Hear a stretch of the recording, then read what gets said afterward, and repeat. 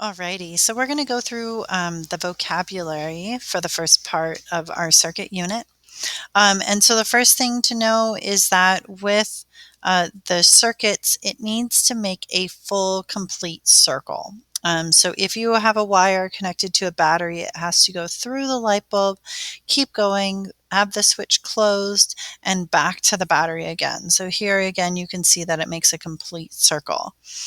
You also might think of circuits as circuit boards.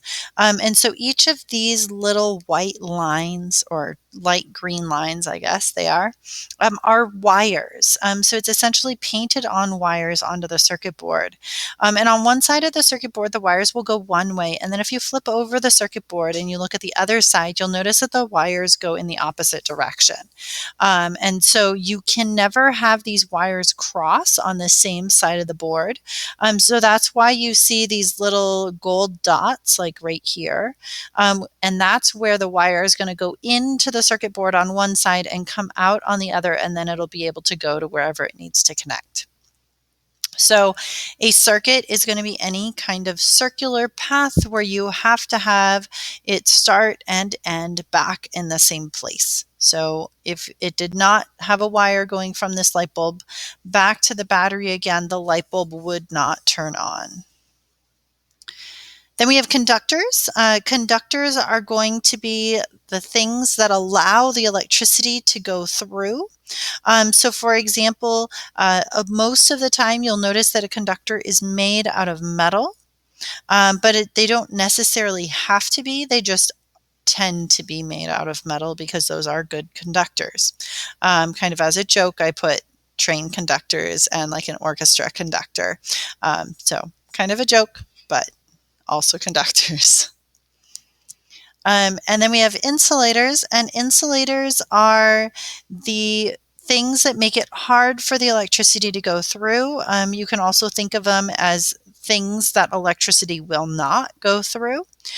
So on the top of a power pole, you'll have the wire come through. These are your conductors here where the electricity passes, but you do not want the electricity to go down the power pole. So glass is a very great insulator. It's very, very, very hard for electricity to go through it. And so by having these glass insulators here, it makes it so the electricity cannot go through it and pass down to the power pole. You'll also notice on the outside of wires, they're usually coated with some kind of rubber or plastic.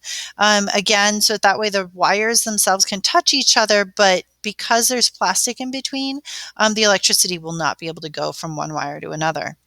And then here we have another example of another way of the wire coming in, and we have an insulator here so that the electricity does not go down the power pole. So what you're going to do now is you're going to look at the PhET simulation. So let me back this out for a second.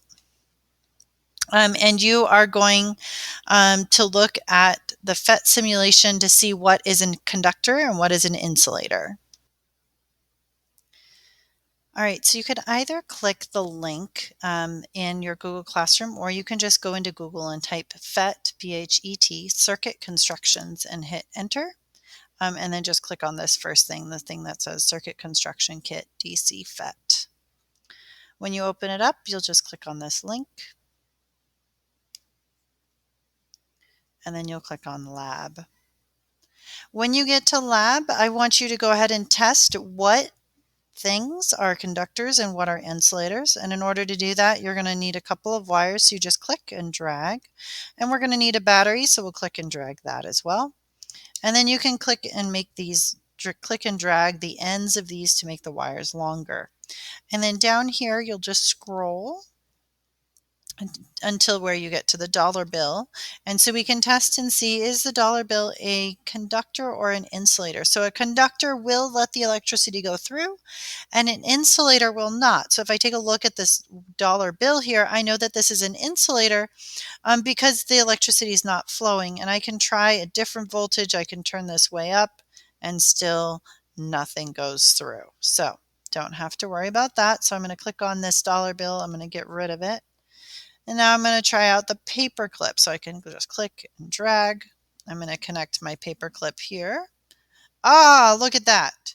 So here the electrons are running through really fast. That means that a paperclip is a conductor. So you're going to go ahead and go through the rest of these. So coin, eraser, hand, dog, and pencil, and you can test to see if they are a conductor. And again, you can click on the battery. If it doesn't look like it's a conductor, you can always turn up that voltage and see what that does and see if you're able to get any current through. After you do that, then go ahead and watch the next video.